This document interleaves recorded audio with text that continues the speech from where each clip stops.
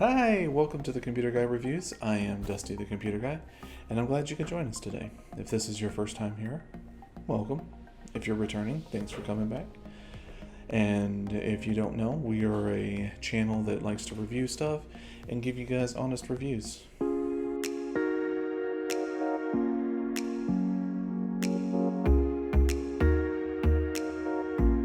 So today we're going to talk about Thomas refrigerator, no, not Thomas the Tank. Thomas refrigerator, 7.5 cubic inch. It's a smaller refrigerator for like an apartment or RV, or if you just don't want a big refrigerator in your house. I mean, whatever. And if you haven't already, guys, go check out our first impression review.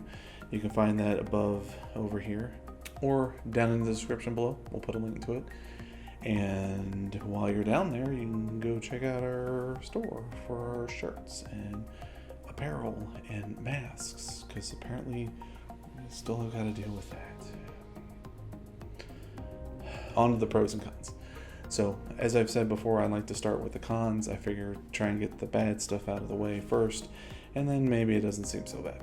Yes, it is a 7.5 cubic inch refrigerator. That's not a con, the fact that it's a 7.5. We got it intentionally.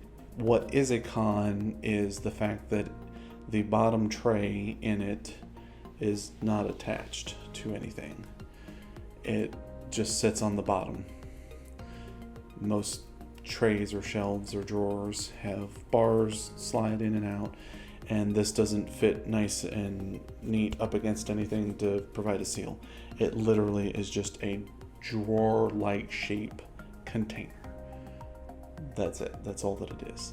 And if you guys didn't know, the whole point of a crisper or a drawer that is designated as a crisper or something like that, sealed drawers to keep it cold but not refrigerant air touching it directly. So if you guys didn't know that, you're welcome.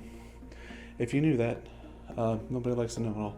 I'm not overly impressed with the drawer.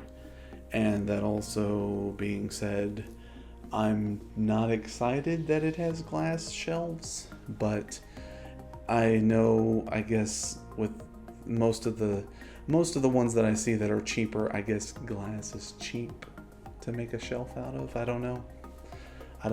I would think plastic would be cheaper, but I don't know. Maybe it's an aesthetic thing and it's cheap in an aesthetic way. I don't know. But yeah, I wasn't overly impressed with that. The last thing that I'm not that excited about is the warm and hot spots. Refrigerators need to be below 40 degrees, but above 32 degrees Fahrenheit. It only has one gauge control knob, whatever you want to call it, that controls both of them. So whatever you set that to controls them both. So that's kind of a downfall, but again, it was an inexpensive refrigerator. I kind of expected that. But in the middle of the road gauge, I think I left it on 3, I think is the middle one. The very top was pretty much at freezing, and the very bottom was around 42, 44 degrees. So quite a bit of a variant range there. Let's move on to the pros and see if it's worth anything. It's a very empty page for the pros there. I'm just kidding, guys. No, there is actually quite a bit to talk about with the pro. Pro number 1 being the price, because if it wasn't cheap, we probably wouldn't have gotten it. That's a big pro for us. It was inexpensive. It was $180 on sale, which is pretty good. That's definitely good in my book. Essentially, that I got a mini fridge that was a 3.8 cubic inch, and this is a 7.5. And yes, I know that's refrigerator and freezer together, but my point is still valid, that it is only $20 more expensive than a 3.8 mini fridge. Yeah, it was definitely worth it. So I did want to talk about the power consumption on it, because that is a pro. It did say that it was going to use about 378 kilowatt hours in a year, which is just over, anybody knows 365 days in a year, that's just over a kilowatt hour a day. just over that. Now, our real world testing, which was in a very hot, humid area, definitely in the 90s most of the time, the entire week that it was testing. The results that we got from that we are not including the 1.24 kilowatt hours in the 24-hour period that it used. The first 24 hours of it being plugged in is the cooling down period. Anybody that's gotten a refrigerator before knows this. It is important. Most refrigerators have a temperature gauge.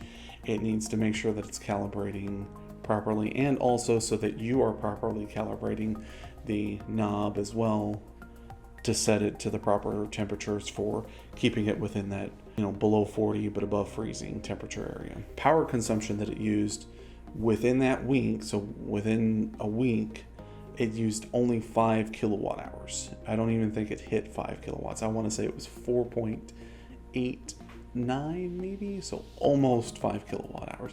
But still, that's less than a kilowatt a day. That's a lot less than what it was rated for. And with the average cost, I'm going by their average, not your average, but the average cost, which is about 11 cents per kilowatt hour, we're looking at about $28 to $30 a year, not a month, a year. That's pretty good. And that may actually go down, considering that we didn't have it fully stocked. We had some stuff in it, but considering if you keep it fully stocked, that's actually just going to help you guys out too. The more stocked it is, the more temperature it retains, so it doesn't have to use as much energy to bounce back from that. So, tip for you guys that didn't know. See? Aren't you glad you're listening to a know-it-all? And even though I was bashing it before about the temperature, I still feel like, first of all, the freezer did awesome. It was right at -9 the entire area. So I feel like maybe just kicking it down just a little bit would have hit that sweet spot for the freezer. And if I would have done that and kept more stuff in the refrigerator for testing, I think that the temperature, I would have been fine with the temperature. I could look past that, definitely. And with that being said, I'm going to give this a 4 out of 5. Yes, 4 out of 5. That's actually, I was really thinking about a 3 out of 5 because I'm a pretty good stickler on temperatures with refrigerators. But I still see the potential out of it, and considering that I didn't have to have it fully maxed out to just barely get within that temperature, and that there was some playroom in the adjustments, I would give it a 4 out of 5. Keeping stuff in it, definitely. And for the fact that it is $180, it's a really good price. I would say if the temperature gauge was worse, or if the refrigerator was maybe bigger, that controller probably, that the pump itself would have had a harder time keeping everything cooler and would have used more electricity. And again, if it was more expensive, yeah, I would have said 3. But we're sticking with 4 for this one. Definitely worth picking up if you guys can. And if you guys haven't already hit the subscribe button, please do. Give us a thumbs up. Let the bell notification get notified when we have more reviews like this. Or if you guys are interested in, computer stuff, I do lots of educational stuff for that. We just finished up our 5-minute guide on how to build a computer from scratch. Yes, that is a long title, and I make several comments of that. And if you like funny stuff, go check them out. Thanks for watching, guys, and we'll see you next time. Thomas Fridge. No, it's not Thomas the Tank. No relation.